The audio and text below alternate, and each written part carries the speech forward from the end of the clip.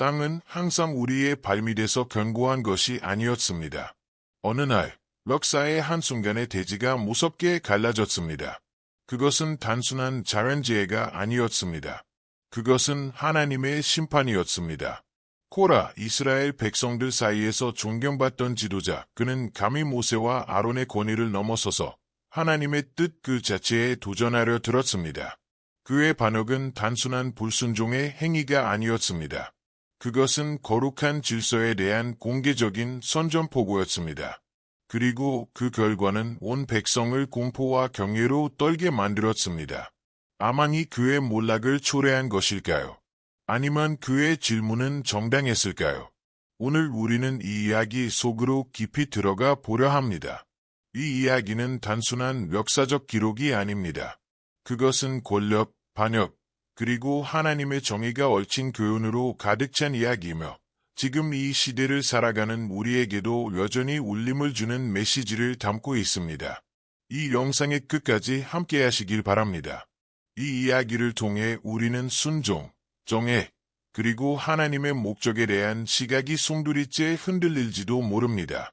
이스라엘 백성들의 광야 진영 한가운데 텐트들이 마치 사막 위의 바다처럼 펼쳐져 있는 그곳에서 한 인물이 부상하고 있었습니다. 그 이름은 코라.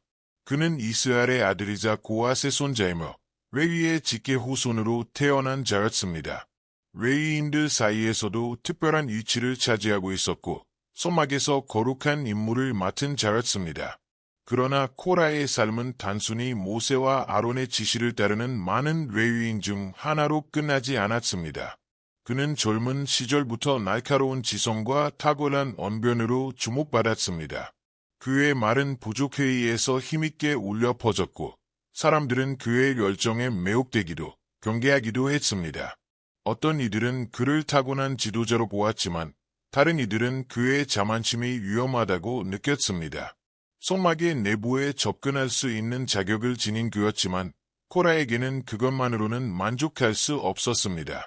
그의 내면 깊은 곳에는 억눌린 불만과 야망이 꿈틀대고 있었습니다. 그의 불만은 점점 커져갔습니다. 모세가 민족의 지도자로 아론이 대제사장으로 선택받은 것을 인정하면서도 코라는 점차 그 구조가 과연 공정한 것인가에 의문을 품기 시작했습니다. 왜 오직 그들만이 하나님의 뜻에 직접 접근할 수 있는가? 모든 이스라엘 백성이 하나님의 선택받은 자라면 왜 일부만이 특별한 권위를 갖는가? 그의 마음속에서 이러한 질문들이 불처럼 타오르기 시작했습니다. 그의 시선에는 점점 불공평함이 선명하게 보이기 시작했던 것입니다. 그러나 코라는 혼자만의 생각에 머물지 않았습니다. 진영의 가장자리에 낮에는 모래바람이 불고 밤에는 침묵이 내려앉는 그곳에서 그는 비밀리에 영향력 있는 자들과 만나기 시작했습니다. 그들 또한 모세의 결정으로 인해 소외감을 느끼고 있던 자들이었습니다. 그 중에서도 루벤 지파의 유명한 두 인물, 다단과 아비람이 중심에 있었습니다. 이들은 항상 권위에 도전하던 자들이었습니다. 비록 동기는 달랐지만 그들 역시 모세와 아론의 지도력에 의문을 품고 있었습니다. 이 비밀 모임은 코라의 야망이 더욱 자라나는 원상이 되었습니다. 그는 불처럼 말했습니다. 우리는 모두 거룩한 백성이 아니던가. 주님께서 우리 가운데 계시는데 어찌하여 모세와 아론이 우리 위에 군림한단 말인가? 이것이 정의로운가? 그의 눈빛은 열정과 반역의 불꽃으로 빛났습니다. 한편 모세는 겉으로 보기엔 이러한 음모를 알아차리지 못한 듯 보였습니다. 그는 백성을 이끌며 여전히 하나님을 전적으로 신뢰하지 못하는 민족의 짐을 감내하고 있었습니다.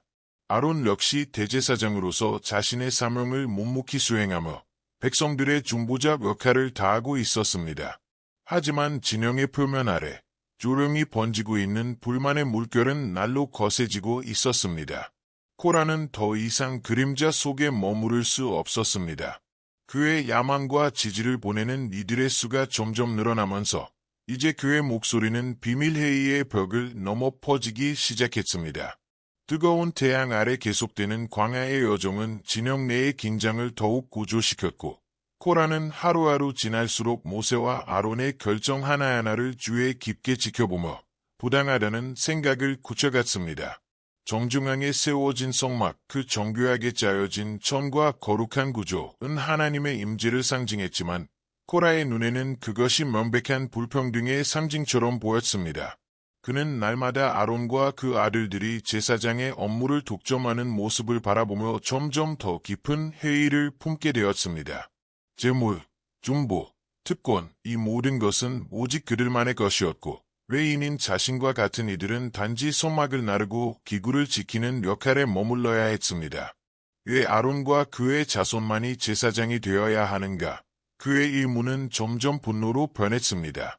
이 생각은 이제 그의 마음속에서만 머무는 것이 아니라 실제 대화 속에서도 형태를 갖추기 시작했습니다. 어느 날 오후 그는 다시 다단과 아비람을 만났습니다. 이들은 모세의 권위에 대한 깊은 반감을 품고 있었고 그 감정을 감추지 않았습니다.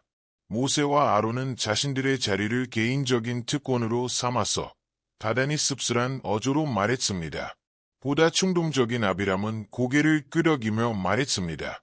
그들은 우리를 약속된 풍요의 땅으로 이끌겠다더니 지금 우리는 이 황량한 사막에서 헛된 약속만 붙들고 살아가고 있지 않은가. 코라는 조용히 그들의 말을 들으며 내면에서 타오르는 불꽃이 점점 커져가는 것을 느꼈습니다. 단지 사막 때문이 아니야. 그가 낮고 단호한 목소리로 말했습니다. 이들이 만들어 놓은 구조 자체가 문제야. 우리는 선택받은 백성이라면서 무엇을 위해 선택받은 거지? 모세와 아론은 자신과 가족들을 위한 체계를 만들었고 나머지 우리는 단지 명령에 따를 뿐이야. 다단과 아비람과의 만남은 단순한 대화가 아니었습니다. 코라는 그들에게서 자신의 뜻을 더욱 크게 외칠 수 있는 기회를 보았습니다. 다단은 이성적 분석을 제공했고 아비람은 민중의 분노를 대변했습니다. 그들은 이제 단순한 동맹이 아니었습니다. 코라, 다단, 아비람 이 셋은 불만과 분노로 뭉쳐진 강력한 삼부체가 되어가고 있었습니다. 이 중심 세력은 점차 다른 지도자들의 관심을 끌기 시작했고 이들 중 일부는 이미 오래전부터 지도부의 결정에서 소외되거나 무시당했다고 느끼고 있었습니다. 코라의 불만이 커질수록 그의 결단력도 함께 강해졌습니다. 그는 점점 더 많은 동조자를 찾기 시작했습니다. 그의 주변에는 같은 마음을 품은 자들이 하나둘 모이기 시작했고 불길처럼 확산되었습니다. 밤이 깊어지면 모닥불 주변에서 그의 음성이 울려 퍼졌습니다. 열정과 논리가 섞인 그의 외침은 사람들의 마음을 뒤흔들었습니다.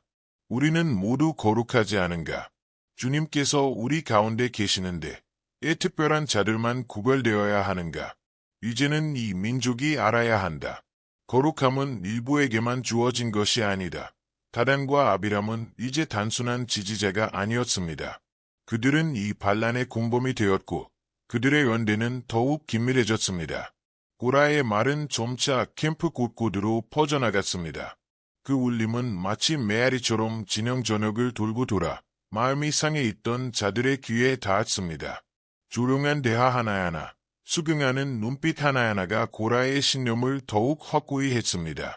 변화가 필요하다는 생각이 그들 사이에 뿌리를 내리기 시작했습니다. 그러나 그는 정말로 모세와 아론이라는 인물을 맞설 준비가 되어 있었던 걸까요? 이들은 단지 사람의 권위를 지닌 자들이 아니라 하나님의 직접적인 부름을 받은 지도자들이었습니다. 그럼에도 불구하고 진영 안의 긴장은 점점 고조되었습니다. 마치 지평선 너머로 몰려오는 폭풍처럼 불길한 예감이 사람들 사이에 감돌았습니다. 코라는 자신이 지금 거대한 힘을 다루고 있다는 것을 알고 있었습니다. 하지만 그의 정의감과 야망은 그를 멈추게 하지 않았습니다. 왜 소수의 사람만이 그렇게 많은 권력을 쥐고 있어야 하는가? 지금이야말로 권위의 개념을 다시 써야 할 때가 아니냐는 생각이 그의 가슴 속에서 불타오르고 있었습니다. 이스라엘 진영은 겉보기엔 질서정연했지만 내부적으로는 수많은 속삭임과 수군거림이 들끓는 소용돌이가 되고 있었습니다. 처음엔 고라와 소수의 동맹만의 불만이었지만 그것은 점차 전 민족에 퍼져나가는 불씨가 되었습니다. 이제 고라는 더 이상 추종자를 찾아다닐 필요가 없었습니다. 다단과 아비람의 말이 다른 이들의 마음속에 의심의 씨앗을 심었고, 사람들은 이제까지 당연하다고 믿었던 것들의 의문을 품기 시작했습니다. 고라는 한 걸음 더 나아갔습니다. 단지 예문을 공유하는 것만으로는 충분하지 않았습니다. 그들은 이제 행동으로 옮겨야 했습니다. 그의 동맹들과의 모임은 점점 더 자주, 더 전략적으로 이루어졌습니다. 그저 모닥불주위에서 나누는 대화가 아니었습니다. 이제는 모세의 권위에 정면으로 도전할 방법을 구체적으로 논의하는 회의가 되었습니다. 우리가 하려는 것은 단순한 불평이 아니다. 어느 밤, 고라가 말했다. 그의 목소리는 밤 공기를 가르며 진지하게 울려 퍼졌습니다. 우리는 진실을 외치고 있는 것이다. 모세는 자신만이 이 백성의 목자라고 믿지만 우리도 지도자다. 우리에게도 약속의 땅으로 향하는 길을 결정할 권리가 있다. 그러자 다단이 불같은 눈빛으로 끼어들었습니다. 모세는 우리를 이 사막으로 데려왔을 뿐이야. 젖과 꿀이 흐르는 땅을 약속했지만 우리가 가진 것은 오직 모래와 고통뿐이다. 아비람은 옆에서 땅을 세차게 내리치며 소리쳤습니다. 우리는 모세의 신하가 아니다. 아론의 노예도 아니다. 우리는 자유로운 민족이고 우리의 운명은 우리가 함께 결정해야 한다. 그들의 말은 진영 곳곳에 가슴 속에 박혀있던 상처와 실망을 건드렸고 그 감정은 강력한 공명을 일으켰습니다. 특히 지도부로부터 배제되었다고 느끼던 자들은 더욱 깊이 이 말들에 흔들렸습니다. 고라는 그 흐름을 능숙하게 활용했습니다. 그는 뛰어난 언변과 설득력을 바탕으로 점점 더 많은 지도자들과 장로들을 모았고 그들은 그의 깃발 아래 하나로 모이기 시작했습니다. 그러나 고라에게도 흔들림이 없는 날만 있었던 것은 아니었습니다. 그는 때때로 모세가 보통 사람이 아니라는 사실을 상기하곤 했습니다. 바로 그가 바로를 대면했던 자였고 홍해를 가른 자였으며 시내산에 올라 율법의 돌판을 들고 내려온 자였습니다. 그의 권위는 사람의 손에 의한 것이 아니었습니다. 그것은 하늘에서 부여된 것이었습니다. 그러나 고라는 스스로를 계속해서 설득했습니다. 나는 하나님과 맞서는 것이 아니다. 나는 단지 그 권위가 잘못 사용되는 방식에 이의를 제기하는 것이다. 하나님은 우리 모두와 함께 계시며 그의 뜻은 소수가 다수를 지배하는 것이 아닐 것이다. 진영은 조용히 두 갈래로 갈라지고 있었습니다. 한쪽은 고라의 편에, 다른 쪽은 여전히 모세와 아론에게 충성을 다하고 있었습니다. 사람들의 시선, 대화의 분위기, 회중의 모임에서 보이는 빈자리들 모든 것이 조용히 분열을 알리고 있었습니다. 모세는 이 이상한 조짐들을 감지하기 시작했습니다. 비록 그가 아직 고라의 움직임의 전모를 알지는 못했지만 이미 수면 아래의 파장은 퍼지고 있었습니다. 어느 별빛이 가득한 밤, 고라는 다단과 아비람을 다시 불러 모았습니다. 이제 말만 해서는 안 돼. 그가 단호하게 말했습니다. 직접 모세에게 맞서야 할 때가 왔어. 우리가 하나된 목소리로 나서면 그는 무시하지 못할 거야. 다단은 깊이 생각하며 눈살을 찌푸렸습니다. 만약 그가 우리 말을 듣지 않는다면 아비람은 더 격하게 반응했습니다. 그렇다면 백성이 판단하게 하자. 이제는 돌아갈 수 없어. 그렇게 광야의 어둠 속에서 고라와 그의 동맹들의 계획은 구체화되어 갔습니다. 피할 수 없는 충돌이 다가오고 있었고 진영의 양편은 이제 되돌릴 수 없는 길로 걸어가고 있었습니다. 모세와 아론의 지도력은 이제껏 경험하지 못한 방식으로 시험대에 오를 것이었습니다. 그리고 마침내 아침이 밝았습니다. 그러나 그날의 새벽은 이전과는 달랐습니다. 손맛 가까이 진영의 중심에 수많은 사람들이 모여 있었습니다. 고라는 가장 앞에 섰고 그의 양옆에는 다단, 아비람, 그리고 250명의 회중 지도자들이 있었습니다. 이들은 모두 고라의 대의에 동참하기로 한 자들이었습니다. 오늘은 이전의 아침들과 같지 않을 것이었습니다. 어둠 속에서 자라난 대립이 이제는 대낮의 햇빛 아래에서 터져나오려 하고 있었습니다. 그 순간 모세가 조용히 모습을 드러냈습니다. 그의 걸음은 느렸지만 흔들림 없었고 그의 시선은 반대편에 서 있는 자들을 향해 강하게 고정되어 있었습니다. 아론은 그 곁에 있었고 표정에는 복잡한 감정이 엿보였습니다. 놀람, 슬픔, 그리고 다짐. 모세가 고라 앞에 멈춰섰을 때 진영 전체에 깊은 침묵이 내려앉았다. 두 사람의 눈빛이 부딪히며 이는 단순한 말다툼이 아닌 의지의 충돌임을 모두가 느낄 수 있었다. 먼저 입을 연 것은 고라였다. 그의 목소리는 단단했고 주위에 모인 자들 사이에 강하게 울려 퍼졌다. 모세여, 우리는 백성을 대표해 여기에 왔다. 언제까지 당신은 유일한 지도자인 우리 위에 서 있을 것인가? 우리는 모두 하나님의 거룩한 백성이 아닌가? 여호와께서 우리 모두 가운데 계시는데 왜 당신과 아론만이 회중 위에 군림하는가? 고라의 말이 끝나자 그의 지지자들 사이에서 공감의 속삭임이 번졌다.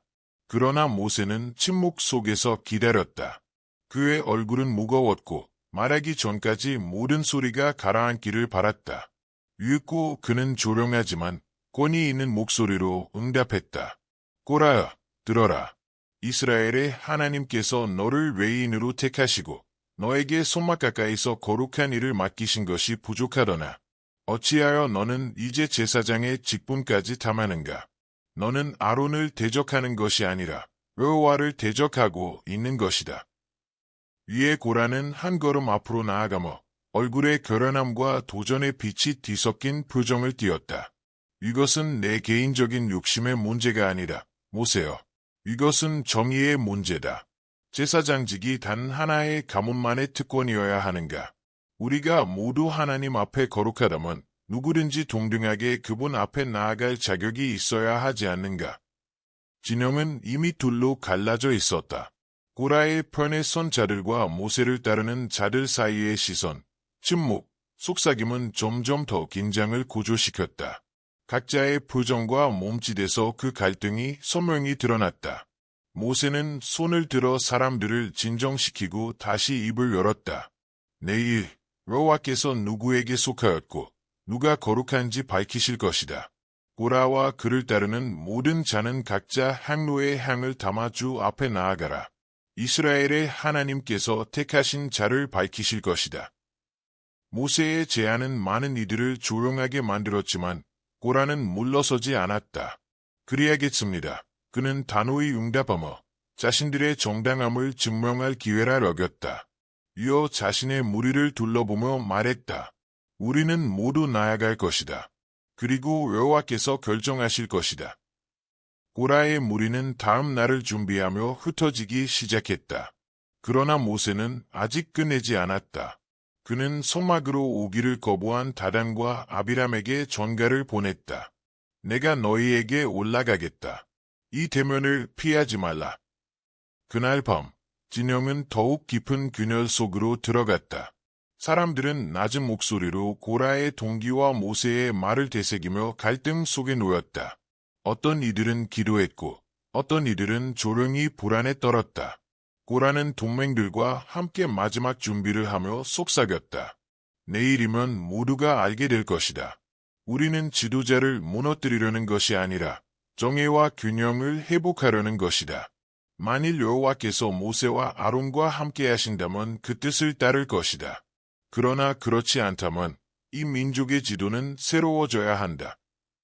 운명의 날 전날 밤은 길고 침묵으로 가득했다. 모세의 장막 안, 이스라엘의 지도자는 자신이 이끌어야 했던 백성들의 무게를 온몸으로 견디며 무릎을 꿇고 있었다. 이번에 맞서야 할 적은 외부가 아닌 내부였다. 그를 가장 아프게 했던 것은 고라의 배신이었다. 그도 하나님의 거룩한 일을 맡은 레인이었고 함께 손맛 가까이에서 섬기던 동력자였다. 그 배신은 그의 가슴을 무겁게 짓눌렀다. 모세는 먼지 낀 장막 바닥에 무릎을 꿇고 두 손을 들어 하늘을 향해 외쳤다. 오 주아! 그의 목소리는 떨리고 있었다. 당신은 사람들의 마음을 아십니다. 내가 부당하게 행하였다면 나에게 보이소서. 그러나 이 반란이 나를 향한 것이 아니라 당신을 향한 것이라면 주님의 뜻을 나타내 주소서. 나는 이 백성 위에 서려 하지 않았습니다. 그저 당신이 명하신 대로 따랐을 뿐입니다. 그러나 하늘은 고요했고 아무런 응답이 없었다. 모세는 움직이지 않고 그 자리에 그대로 앉아 있었다. 그는 오직 하나님께서 어떤 식으로든 말씀하시기를 기다렸다. 그의 마음에는 처음 소명을 받았던 그날, 타오르는 떨기나무 속에서 들려왔던 하나님의 음성이 떠올랐다. 그때부터 지금까지 그는 이 여정이 결코 쉬울 것이라고 기대한 적이 없었다. 그러나 이처럼 내부로부터의 강한 도전에 직면할 줄은 몰랐던 것이다. 깊은 숨을 들이쉬며 그는 장막 밖으로 걸어 나갔다. 진영은 조용했지만 그 침묵 속에 숨겨진 긴장감은 그의 뼛속까지 전해졌다. 근처에서 아론이 가족들과 함께 앉아 있었다. 걱정스러운 표정이 그의 얼굴을 감싸고 있었다. 모세가 다가가자 아론이 일어나 조용히 형을 바라보았다. 내일 무슨 일이 벌어질 것 같소? 그의 목소리에는 떨림이 담겨 있었다. 모세는 깊은 눈빛으로 아론을 바라보며 말했다. 아론, 이번 일은 우리를 향한 것이 아니오. 고라와 그의 무리는 정의를 외치고 있지만 결국 그들의 싸움은 하나님과의 싸움이오. 내일 여호와께서 응답하실 것이고 그분의 말씀은 말이 아니라 능력으로 드러날 것이오. 아론은 고개를 끄덕였지만 그의 얼굴에 드리워진 불안은 숨겨지지 않았다. 그에게 있어 제사장의 역할은 특권이 아니었다. 그것은 경외와 두려움으로 짊어진 성스러운 짐이었다. 그는 알고 있었다. 이 구조에 대한 도전은 단순한 지위의 문제가 아니라 하나님께서 이 민족을 위해 세우신 질서 전체가 흔들릴 수 있는 위기라는 것을. 그때 미리암이 다가와 대화에 합류했다. 그녀의 얼굴은 근심과 긴장으로 굳어 있었다. 형제여, 그녀가 조용히 말했다. 이 백성은 언제나 고집이 셌소. 이집트에서도 그랬고 홍해에서도 그랬으며 이 광야에서도 수없이 그랬소. 하지만 당신은 늘 그들을 위해 중보했소. 이번에도 고라를 위해서도 중보해야 하지 않겠소. 모세는 미리암을 바라보았다. 그의 얼굴에는 깊은 피로와 고통이 스쳐갔다. 미리암, 나는 수없이 그들을 위해 기도했소. 그러나 이번은 다르오. 만약 내일 주께서 아무 응답도 주시지 않는다면 그것은 내가 보냄받은 자가 아니라는 증거요. 그러나 주께서 응답하신다면 이 민족은 내가 아니라 하나님을 거스르고 있음을 분명히 알게 될 것이오. 그들의 대화는 그렇게 마무리되었지만 진영에는 여전히 침묵이 감돌고 있었다. 무언가 결정적인 일이 가까이 오고 있음을 모두가 느끼고 있었다. 아론은 아들 엘르아살과 이다말을 불러 조용히 말했다. 그의 목소리에는 엄숙함이 깃들어 있었다. 내일은 힘든 날이 될 수도 있다. 그러나 어떤 일이 일어나든 잊지 마라. 제사장직은 권리가 아니라 사명이다. 하나님께서 우리를 부르셨다면 우리는 어떤 대가를 치르더라도 충실히 응답해야 한다. 그 밤이 깊어가는 동안 모세는 다시 장막으로 돌아와 천막의 천장을 바라보며 땅에 누웠다. 그의 마음은 과거의 순간들로 되돌아갔다. 시내산에서의 만남, 하늘에서 내린 만나, 바위에서 솟은 물, 그 기적들은 모두 그에게 그의 힘이 자기 자신에게서 오는 것이 아니라 그를 부르신 하나님으로부터 오는 것임을 되새기게 했다. 새벽의 고요한 시간 속 모세의 마음에는 설명할 수 없는 평안이 가득 채워졌다. 그것은 상황이 자신의 뜻대로 흘러가리라는 확신이 아니었다. 그것은 어떤 일이 닥치더라도 하나님이 함께 하신다는 깊은 확신이었다. 해가 지평선을 밝히기 시작하자 모세는 조용히 일어나 장막을 나섰다. 그는 고라와 그의 무리들을 마주할 준비가 되어 있었다. 오늘은 진영의 운명을 결정지을 날이었다. 태양은 서서히 떠올랐고 그 빛은 진영의 구석구석과 백성들의 얼굴을 은은하게 비췄다.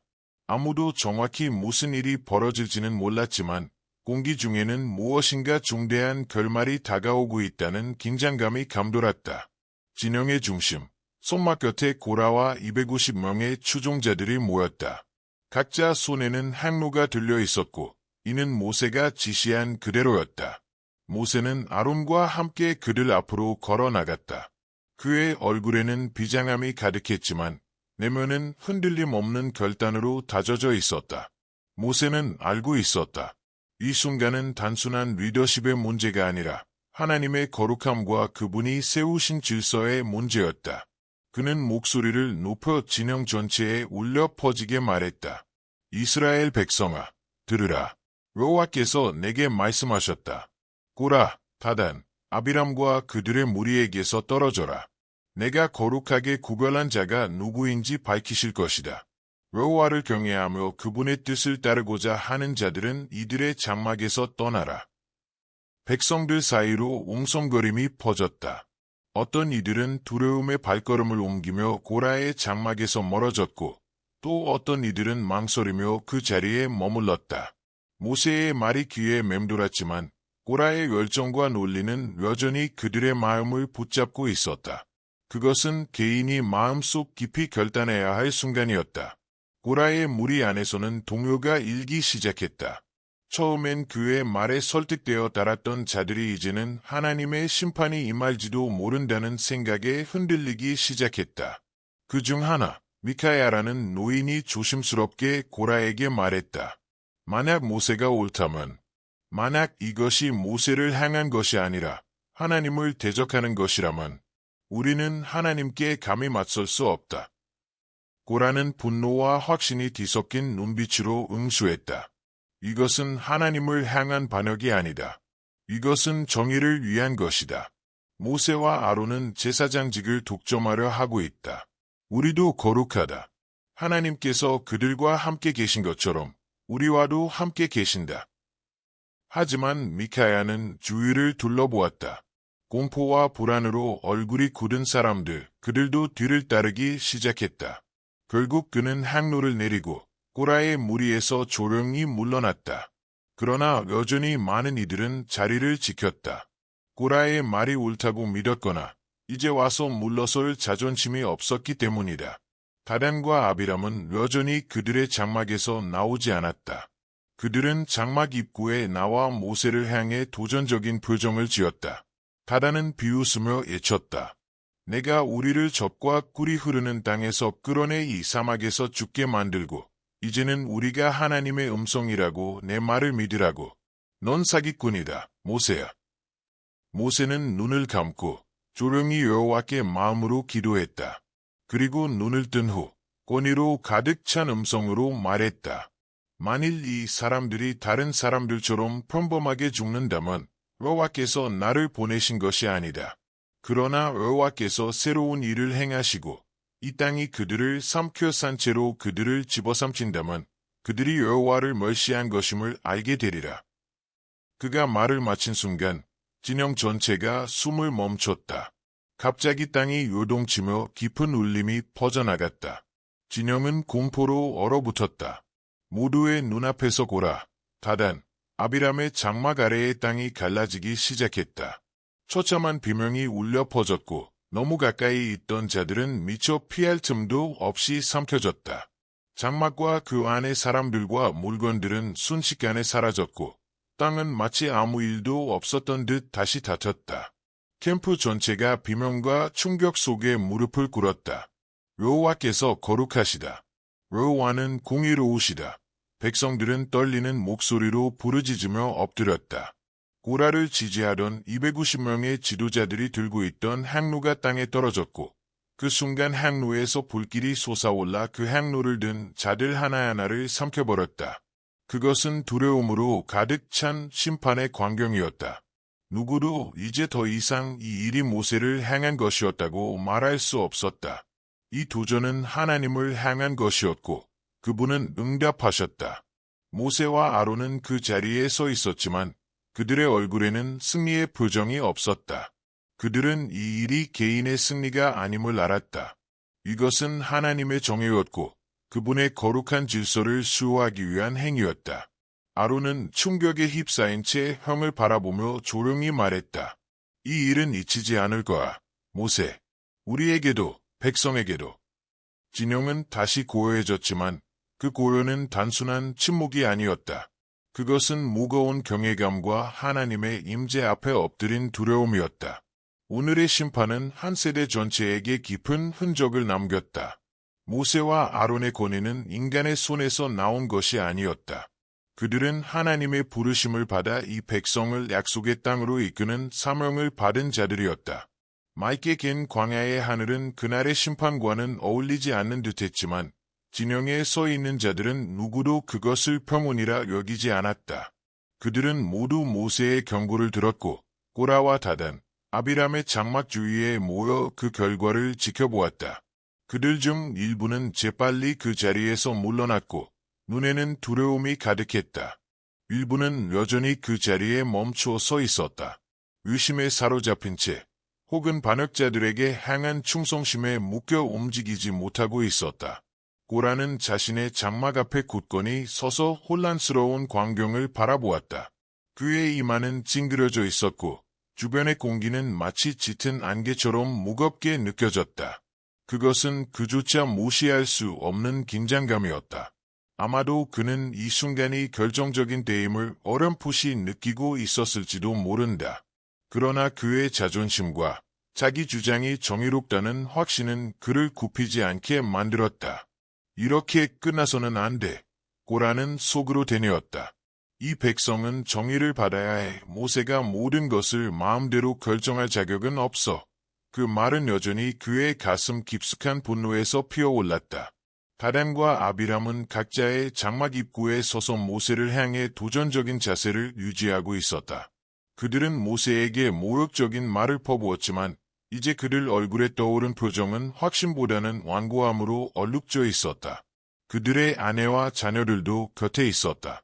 그 얼굴들에는 불안과 공포가 선명하게 새겨져 있었다. 그때 모세는 다시 한번 손을 들어 말을 이었다. 아론이 그의 곁을 지키고 있었다. 이것으로 너희는 여호와께서 나를 보내시어 이 모든 일을 행하게 하셨음을 알게 되리라. 만일 이 사람들이 다른 이들처럼 자연스럽게 죽는다면 여호와께서 나를 보내신 것이 아니다. 그러나 만일 여호와께서 새로운 일을 행하시어 땅이 입을 벌려 그들을 산채로 삼친다면 너희는 이들이 여호와를 멸시했음을 알게 되리라. 그의 마지막 말이 공기 중에 아직 퍼져 있는 순간 대지가 떨리기 시작했다. 처음엔 낮게 울리는 속삭임 같았으나 곧 깊고 거대한 포효로 바뀌었다. 진영 전체가 요동쳤고 공포에 찬 비명이 곳곳에서 터져나왔다. 고라, 다단, 아비람의 장막 아래 땅이 갈라지기 시작했다. 땅은 마치 스스로 생명을 얻은 듯 찢어지며 깊은 균열을 만들어냈다. 고라는 발밑의 진동을 느끼며 얼어붙었다. 처음으로 그의 가슴에 두려움이 밀려왔다. 그는 주위를 둘러보았다. 추종자들이 혼비백산하여 물러나는 모습이 그의 눈에 들어왔다. 순간 마음 한 구석에서 후회의 불씨가 피어올랐다. 성막 가까이에서 섬기던 그 시절이 떠올랐다. 하나님의 임재가 그토록 선명하게 느껴지던 날들. 내가 무엇을 한 것인가? 그러나 그의 자존심은 끝내 그에게 자비를 구하게 두지 않았다. 그는 소리쳤다. 이게 끝일 수는 없어. 하지만 그의 외침은 소용돌이치는 혼란 속에서 허공에 흩어졌다. 그 순간 대지는 크게 갈라졌다. 거대한 심연이 열렸고 그 깊이는 가늠할 수 없었다. 고라, 다단, 아비람, 그들의 가족들, 그리고 그들이 소유한 모든 것이 그 어둠 속으로 삼켜졌다. 그들의 비명은 땅이 닫히는 갱음과 함께 섞이며 짧은 순간 울려 퍼졌고 곧 침묵이 진영을 덮었다. 온 백성은 충격 속에 얼굴을 땅에 대고 엎드렸다. 떨리는 목소리로 회개와 자비의 간구가 울려 퍼졌다. 여호와는 거룩하시다. 여호와는 위로우시다. 그들은 이제 깨달았다. 이 일은 모세의 행위가 아니라 이스라엘의 하나님이 행하신 것이었다. 고라의 무리 중 살아남은 이들 중 일부는 통곡하며 무너져 내렸다. 그들은 자신의 충성이 얼마나 잘못된 방향으로 향했는지 뼈저리게 후회하고 있었다. 그러나 또 다른 이들은 그저 침묵 속에 빠져 있었고 어떻게 여기까지 오게 되었는지조차 이해하지 못하고 있었다. 반역은 이제 완전히 그리고 무섭게 종결되었다.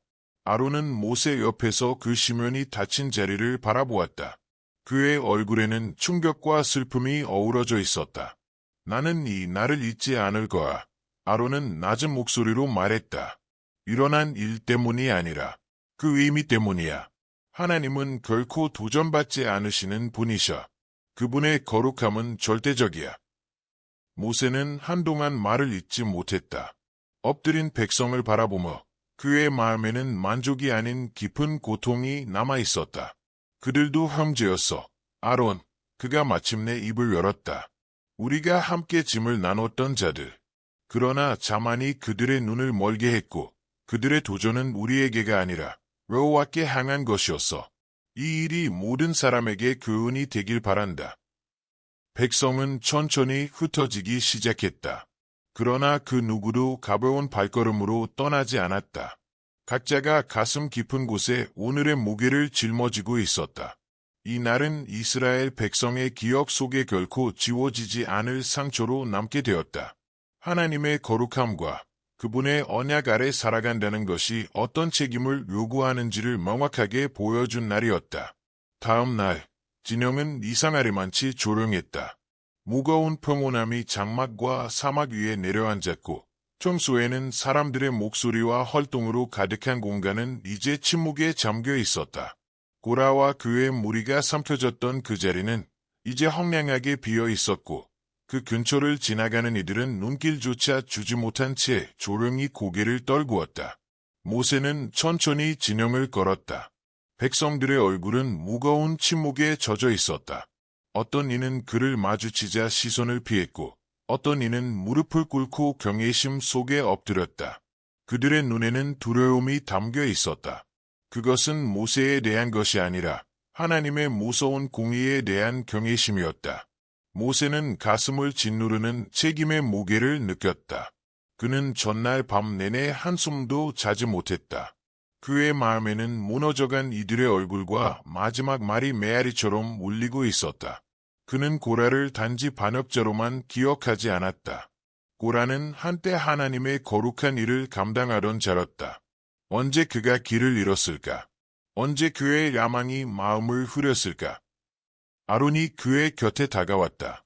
그의 얼굴에는 같은 피로와 슬픔이 깃들어 있었다. 우린 이 일 이후에 어떻게 나아가야 할까? 아론의 목소리는 거의 속삭임 같았다.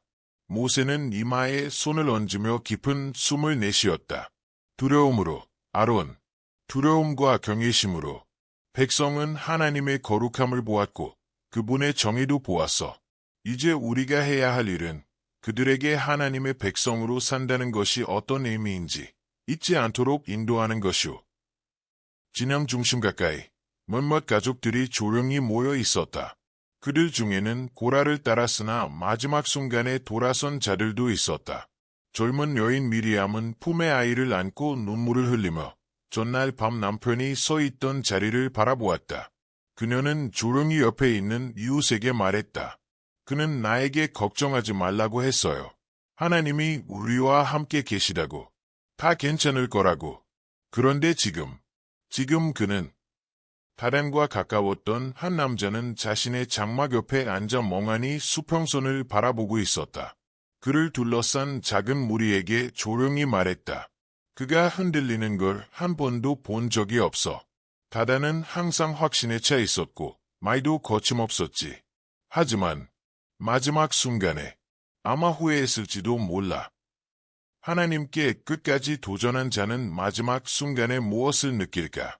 패배를 인식하는 그 찰나에 그의 가슴을 가득 채우는 감정은 무엇일까? 그 시각, 레위인들은 하나님의 심판 이후 남겨진 행로들을 조심스럽게 수습하고 있었다. 모세는 그들에게 지시했다. 행로들을 정결하게 하고 그것들로 제단을 덮으라고. 이것은 이스라엘을 위한 영원한 표징이 될 것이다. 모세는 말했었다. 하나님의 부르심 없이 제사장직에 접근하려는 자가 다시는 생기지 않도록 하기 위함이다. 레위인들의 손길은 무겁고 조심스러웠다. 그들은 말없이 행로들을 하나하나 모았고 많은 것들에는 여전히 불에 그을린 자국이 남아있었다. 각각의 행로는 한 이야기였다. 그것은 교만의 증거였고 하나님의 거룩함을 무시한 자들에게 내린 심판의 흔적이었다. 밤이 되자 모세는 장막 근처로 각 지파의 장로들과 지도자들을 불러 모았다. 별빛이 내려앉은 가운데 그는 무거운 마음으로 말을 꺼냈다. 어제의 사건은 단지 반역한 자들을 향한 심판만이 아니었습니다. 우리 모두를 향한 경고였습니다. 여호와께서 거룩하심을 잊지 말아야 합니다. 그분의 뜻은 감히 도전받을 수 있는 것이 아닙니다. 여러분은 각자의 백성들을 맡고 있습니다. 정의와 순종, 그리고 경외로 그들을 이끄십시오. 우리를 애굽에서 구출하신 여호와의 뜻을 거스르지 않도록 하십시오. 장로들은 고개를 끄덕였지만 모세는 그들 얼굴에 남아있는 두려움과 혼란을 읽을 수 있었다. 그는 알고 있었다. 이스라엘 백성 사이에 다시금 신뢰와 연합을 회복하는 길은 쉽지 않을 것임을. 그러나 그는 또한 확신했다. 이것이 하나님께서 자신에게 주신 사명이었고 어떤 시련 속에서도 그는 물러설 수 없다는 것을.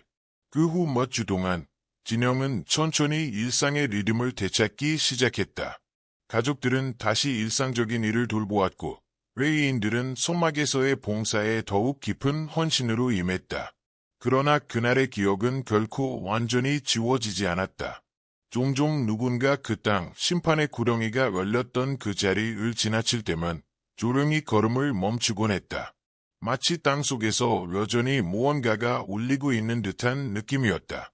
그날 이후의 침묵은 단순히 소리가 없는 상태가 아니었다. 그것은 하나님의 임재 앞에 선 무게였다. 그날의 경험은 백성들의 심장 깊은 곳에 불타는 흔적처럼 새겨졌고 하나님을 대적하는 것이 얼마나 무서운 결과를 낳는지를 생생하게 기억하게 만들었다. 한때 불평과 분열로 가득 찼던 이스라엘의 진영은 점차 깊은 변화의 물결을 타기 시작했다. 고라의 반역과 뒤이은 하나님의 심판은 공동체의 기억에 깊은 상처를 남겼지만 동시에 새로운 자각을 심어주었다. 날이 지나면서 장막들 사이에서는 더 이상 불만이 아닌 경험에서 배운 이야기와 교훈이 오갔다. 사람들은 이제 단지 두려움 때문이 아니라 하나님의 거룩함을 진정으로 인식하며 그분의 뜻을 따르려는 마음을 갖게 되었다. 그 변화를 지켜보던 모세는 때가 되었음을 느꼈다. 그는 온 백성을 모아 다시 한번 함께 생각을 나눌 때라고 판단했다. 레위인들에게 명하러 해중 전원을 손막 앞으로 소집하게 했다. 남녀노소 할 것 없이 모두가 열린 하늘 아래에 모였고 그들의 얼굴에는 경건함과 기대가 동시에 떠올라 있었다. 모세는 지팡이를 짚고 천천히 일어나 백성 앞에 섰다. 수많은 세월과 시험을 지나온 그의 얼굴은 단단했고 그 안에는 조용한 권위가 스며 있었다. 그는 잔잔하지만 울림 있는 목소리로 말을 시작했다. 이스라엘 백성들아, 너희는 고라와 그 무리에게 일어난 일을 모두 보았도다. 여호와께서는 그의 거룩함 가운데 반역을 심판하셨고 그 뜻을 감히 도전하는 자가 어떤 대가를 치르게 되는지를 나타내셨다. 그는 잠시 말을 멈췄다. 침묵 속에서 그의 말은 마치 땅에 뿌리 내리는 씨앗처럼 사람들의 가슴 속으로 스며들었다. 그러나 우리가 여기 모인 것은 단지 심판을 말하기 위해서가 아니오. 우리는 배워야 하오. 우리가 누구이며 우리를 인도하시는 하나님이 누구신지를 기억해야 하오. 여호와께서는 우리가 다른 민족보다 나아서가 아니라 사랑과 약속으로 우리를 애굽에서 인도하여 내셨도다. 광야에서 우리를 먹이셨고 적으로부터 보호하셨도다. 그러나 큰 은혜에는 큰 책임이 따르나니 우리는 두려움이 아닌 생명의 길을 따라 여호와께 순종해야 하오. 그는 지팡이로 손막을 가리키며 말했다. 저기 향로로 덮인 제단을 보라. 그것은 우리가 우리 자신을 이끌 수 없는 존재임을 상기시켜주는 표징이오. 하나님께서 우리 가운데 질서를 주셨고 우리는 그 뜻 안에서 걸어야 하오. 자만이나 라망이 우리를 그분에게서 멀어지게 해서는 안 돼요. 백성들 가운데 많은 이들이 그 말을 깊이 새기고 있었다. 어떤 이들은 눈물을 흘렸고 그 중에는 고라를 따랐던 미카야도 있었다. 그는 고개를 숙이고 주변 사람들에게 조용히 속삭였다. 나는 우리가 정의를 위해 싸운다고 생각했소. 그러나 우리는 하나님의 뜻에 맞서 싸우고 있었던 것이었소. 내 마음은 회개로 가득 차 있소. 그 곁에는 과부가 된 미리암의 아들을 꼭 껴안은 채 서 있었다. 그녀의 눈은 아직 슬픔으로 가득했지만 모세의 말을 들으며 조금씩 위로를 얻고 있었다. 모든 걸 다 이해할 수는 없지만 그녀는 옆 사람에게 속삭였다. 나는 이제 분명히 알겠어요. 하나님에게서 멀어져서는 안 된다는 것을. 모세가 말을 마치자 조용히 앞으로 나온 이는 아론이었다. 평소 말수가 적었던 그가 이날만큼은 마음속 깊은 고백을 나누기 위해 입을 열었다. 내가 제사장으로 부름받았을 때 두려웠소. 그는 백성들을 둘러보며 말했다. 내가 원하지 않아서가 아니라 내가 부족하다는 걸 알았기 때문이오. 그러나 나는 곧 깨달았소. 이 직분은 내 것이 아니라 하나님의 것이오. 이 진영에 있는 우리 모두는 그분의 은혜로 여기에 있소. 순종은 짐이 아니라 축복임을 기억하시오. 아론의 말이 끝났을 때 진영은 다시 깊은 침묵에 빠졌다. 그 침묵은 무겁지 않았다. 그 속에는 회개, 감사, 다짐이 함께 흐르고 있었다. 몇몇 지파의 지도자들은 가족과 함께 무릎을 꿇고 하나님의 길을 다시 따를 수 있는 힘을 달라며 기도했다. 그 후 진영은 눈에 띄게 변하기 시작했다. 이전에는 사소한 다툼과 불평이 가득했던 장막들이 이제 서로를 돕고 하나님의 뜻을 나누는 대화로 가득 찼다. 레위인들은 자신들의 부르심이 얼마나 중대한 것인지를 다시금 깨달았고 손막의 섬김과 윤례의 이행의 새로운 헌신으로 나아갔다. 모세와 아론의 말씀에 감화된 많은 가정들은 자녀들에게 하나님의 거룩함과 순종의 중요성을 가르치는 방법을 찾기 시작했다. 고라의 반역은 더 이상 피 흘린 상처로 남지 않았다. 그것은 이스라엘에게 지워지지 않는 교훈이 되었다. 백성은 깨달았다. 약속의 땅으로 가는 여정은 단순한 육체적 행군이 아니었다. 그것은 그들의 영혼과 마음을 새롭게 하시는 하나님의 손길 아래 점차 변화되어가는 하나의 거룩한 여정이었다. 광야에서의 하루하루는 단지 고난의 반복이 아니었다. 그것은 배우고 자라며 그들을 택하신 하나님께 더 가까이 나아가는 시간이었다. 비록 반역의 상처는 여전히 깊이 새겨져 있었지만 백성은 다시 앞을 바라보기 시작했다. 그들의 희망은 자신들의 힘에서 비롯된 것이 아니라 그들과 함께 행하시는 여호와 하나님께 대한 신실한 순종에서 비롯된 것이었다.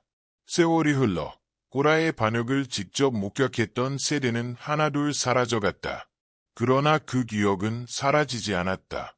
밤이 되면 장막 주변의 모닥불가에 둘러앉은 이스라엘의 장로들은 여전히 그날을 이야기했다. 하나님의 권위에 맞섰던 자들이 어떻게 심판받았는지를, 땅이 갈라져 그들을 삼킨 광경을, 살아남은 자들의 떨림까지도. 레위 지파의 가정들, 특히 고라의 자손들에게 그 기억은 단순한 경고로 끝나지 않았다. 그것은 깊은 묵상의 기회이자 새로운 길로 나아가는 부르심이었다. 반역에 직접 가담하지 않았던 고라의 자손들, 어린 나이거나 혹은 그 행위에서 물러나 있었던 자들은 그 사건을 통해 새로운 이야기를 만들어 나가기 시작했다. 그들의 이야기는 타락이 아니라 회복과 구속의 이야기였다. 그중 하나, 엘가나라는 이름의 후손은 어릴 적부터 손맛 봉사를 위해 자신을 바쳤다.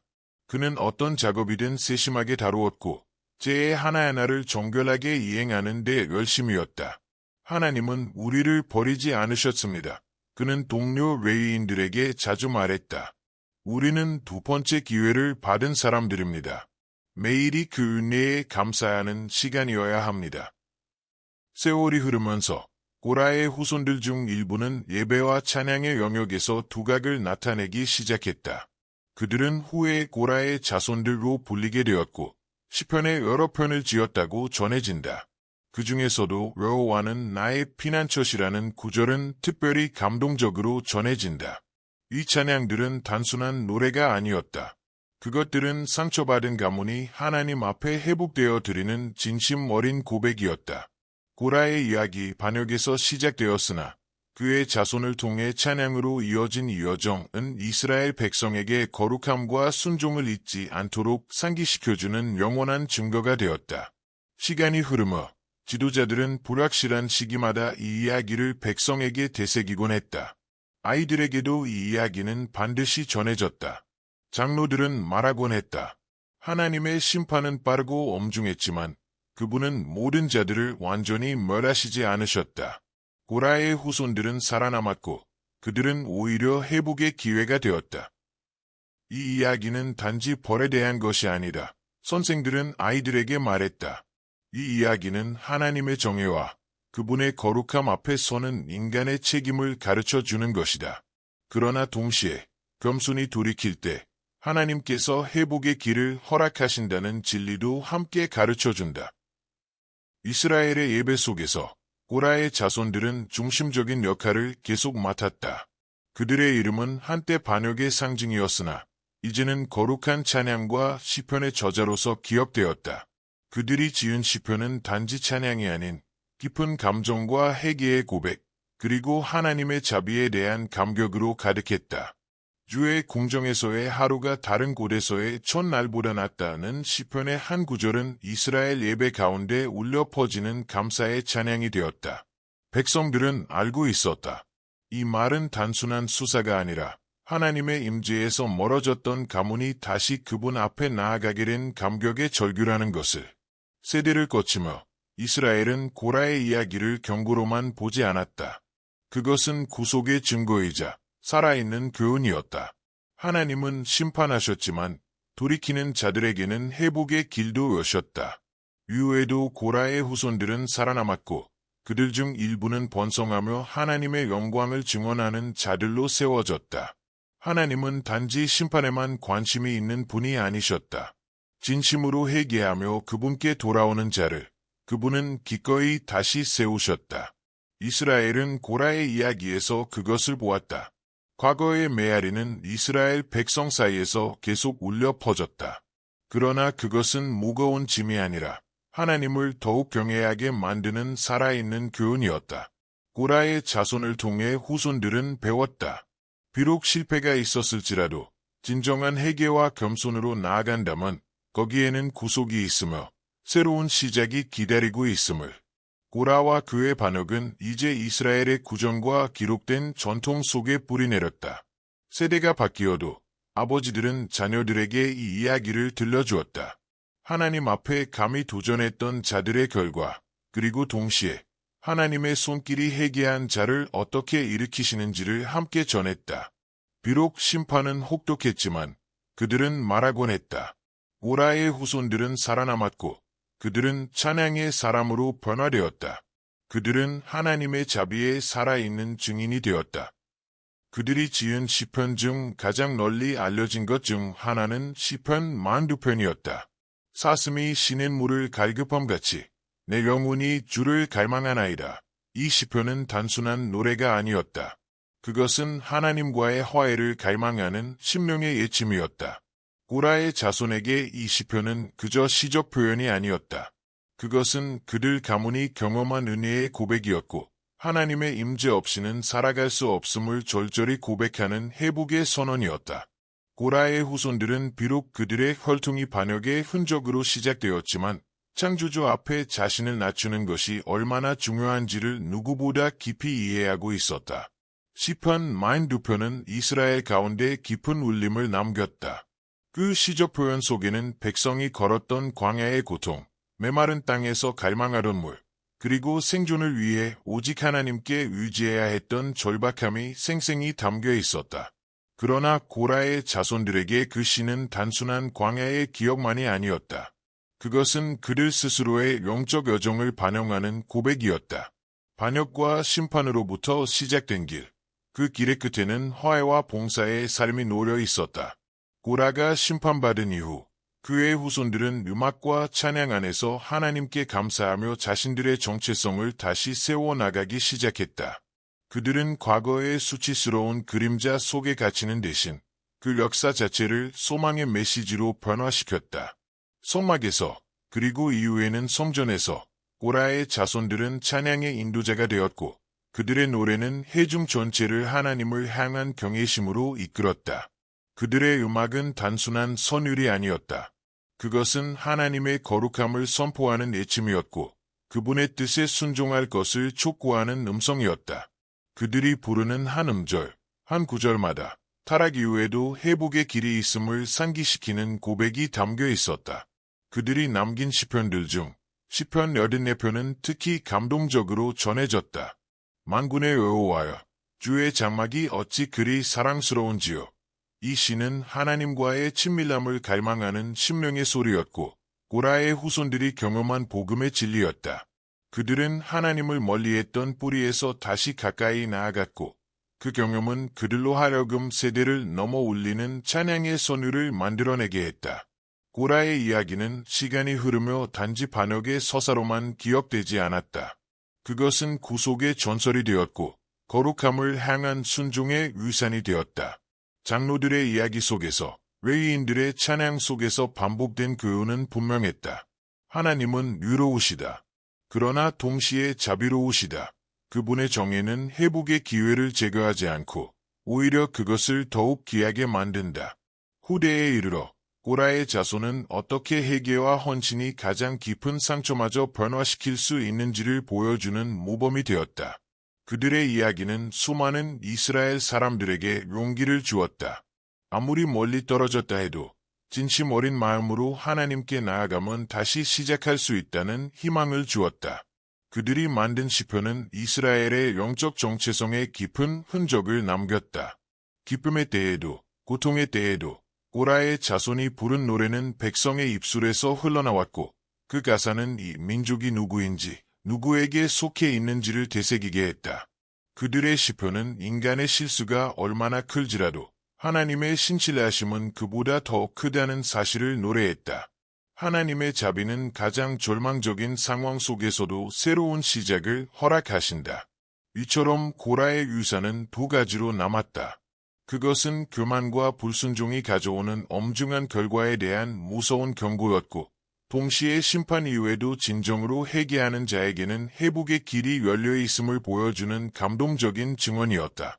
세대가 바뀔 때마다 고라의 자손이 남긴 시편은 여전히 백성 가운데 울려 퍼졌다. 내 영혼아, 내가 어찌하여 낙심하며 어찌하여 내 속에서 불안해하는가. 너는 하나님을 바라라. 그가 나타나실 것이며 나는 그를 찬송하리로다. 나의 구원자, 나의 하나님이시니라. 고라의 반역은 단순한 옛날 이야기로 남지 않았다. 그것은 살아있는 경고였다. 진영의 한 구석에서 혹은 후일 이스라엘의 성읍과 마을 어디에서든지 고라라는 이름은 깊은 물음을 던졌다. 인간의 야망은 어디서 시작되고 어디서 하나님의 뜻을 침해하는가? 고라의 행동은 단순한 불순종이 아니었다. 그것은 더 깊은 내면의 혼란을 드러낸 것이었다. 그것은 모든 인류가 지닌 내적 갈등의 축소판이었다. 정의와 평등을 향한 갈망과 그 갈망이 교만으로 변질되어가는 경계선. 고라는 스스로를 위로운 사람이라 생각했을 것이다. 그는 모든 이스라엘 사람이 하나님께 직접 나아갈 권리를 가져야 한다고 믿었다. 그러나 그는 믿음의 근본을 잊고 있었다. 하나님 앞에서 중요한 것은 인간이 무엇을 자격이라 생각하느냐가 아니라 하나님께서 무엇을 명하셨는가였다. 아망은 경외심과 순종이 함께할 때에만 빛난다. 그렇지 않으면 그것은 맹목적인 도전이 되어버린다. 고라는 모세와 아론을 대적한 것이 아니었다. 그는 하나님의 질서 자체를 부정한 것이었다. 이 이야기는 또한 권위가 지닌 무게를 드러낸다. 모세는 스스로 지도자가 되기를 원한 적이 없었다. 그는 하나님의 부르심에 의해 그 자리에 있었고 때로는 그 사명이 너무 무겁게 느껴질 때도 있었다. 모세에게 있어 권위란 특권이 아니었다. 그것은 자기 희생과 섬김의 소명이었다. 하나님께 대한 전적인 의존만이 그를 시험 속에 견디게 했다. 반면 고라는 권위를 공유할 수 있는 어떤 권리로 여겼다.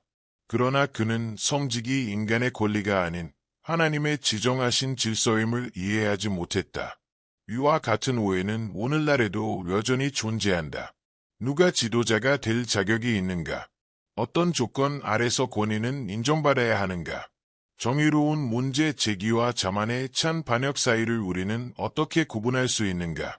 결국 고라의 도전은 인간과 하나님의 관계에 대한 이야기다. 그의 반역은 지식의 결핍 때문이 아니라 영적 단절에서 비롯된 것이었다. 그는 하나님의 거룩함을 보았지만 자신의 욕망과 충돌했을 때 그 뜻을 받아들이지 못했다. 이는 인류 역사에 반복된 비극이다. 인간은 자신의 이해와 한계를 넘어서 하나님의 길을 온전히 받아들이기 어려워한다. 그러나 이 이야기의 끝에는 절망이 아닌 희망이 있다. 심판은 분명했지만 하나님은 고라의 자손들에게 화해와 봉사의 길을 열어주셨다. 이는 우리에게도 같은 메시지를 전한다. 인간이 실패할지라도 하나님은 회개하는 자에게 언제나 돌아올 수 있는 길을 열어두신다. 수세기가 흐른 지금 고라의 이름은 더 이상 위협이 아닌 질문이 되었다. 만약 그 자리에 내가 있었다면 어떻게 했겠는가? 너는 하나님의 뜻과 너 자신의 뜻 사이를 구별할 수 있겠는가? 내 야망과 하나님의 명령이 충돌할 때 너는 겸손히 순종할 수 있는가? 우리 각자는 언젠가 반드시 마주하게 된다. 우리가 정의라 여기는 것, 우리가 옳다고 믿는 힘과 목적이 우리보다 더 크신 존재의 뜻과 충돌하는 그 순간, 우리는 어떤 길을 선택할 것인가? 생명으로 이끄는 순종인가? 아니면 정의라는 뇌피를 쓴 파멸의 반역인가? 고라의 이야기는 단순히 먼 옛날의 사건으로만 존재하지 않는다. 그것은 지금을 살아가는 우리를 비추는 거울이다. 이 서사는 우리로 하여금 스스로의 삶을 돌아보게 한다. 우리의 선택, 우리의 지도자들과의 관계, 그리고 우리를 부르시는 하나님과의 관계까지 말이다. 고라의 이야기란 단지 기억해야 할 과거의 기록이 아니다. 그것은 살아 숨쉬는 교훈이자 매일 살아내야 할 말씀이다. 그의 반역, 그로 인한 심판, 그리고 그의 후손들을 통해 나타난 회복의 여정은 우리에게 분명한 메시지를 전한다. 그것은 곧 겸손으로 다듬어지지 않은 야망은 언제든지 우리를 그릇된 길로 이끌 수 있다는 것이다. 동시에 우리는 깨닫게 된다. 하나님께서 세우신 권위는 특권이 아니라 오히려 섬김과 순종의 소명을 의미한다는 것을. 세대가 거듭될수록 고라의 질문은 또다시 우리 앞에 나타난다. 우리는 과연 자기 욕망을 쫓아갈 것인가? 아니면 하나님의 뜻에 자신을 온전히 굴복시킬 것인가? 이 질문은 지도자들만의 고민이 아니다. 이는 삶의 의미를 갈망하는 모든 이들의 심장 속에 울려 퍼지는 도전이다. 궁극적으로 고라의 이야기에서 우리가 마주하는 마지막 교훈은 단순히 반역을 경계하라는 경고에 그치지 않는다. 그것은 실패 속에서도 소망은 살아있으며 진정한 회개 안에서 구속은 여전히 가능하다는 진리를 되새기게 한다. 이제 묻겠다. 만일 내가 고라의 자리에 있었다면 어떻게 했겠는가? 이 이야기가 오늘 너의 삶에 어떤 울림을 주었는가? 하나님의 뜻 앞에서 너는 순종할 수 있는가? 아니면 내 정의를 더 높이 둘 것인가? 너의 생각을 나눠달라. 이 깊고도 강렬한 이야기를 통해 우리가 배울 수 있는 것들을 함께 나누자. 영상 아래 댓글에 너의 성찰을 남겨주고 이 이야기가 누군가의 삶에도 울림이 되도록 공유해주기 바란다. 더 많은 이러한 말씀의 이야기를 전해 듣고 싶다면 꼭 채널을 구독하고 다음 이야기를 함께 기다려달라.